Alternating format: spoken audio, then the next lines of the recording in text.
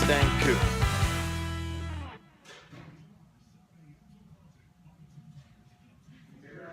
And there it is. This is the Jeep we just drove in.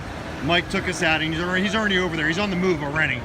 But this is the bad boy right here, the Rubicon. Go to your local Jeep dealer and ride this thing, because she looks, you know what? She looks as mean as she rides. And, you know, I got to say that. I was about to say, no, this is just, it's awesome. Look at the hooks in the front of it too. Look at it. That is one bad mama jammer. That's my PG version. Let's show the back. I don't want you guys to miss anything. Give you a quick view of the dash. This is where he was driving. And there's the back seats.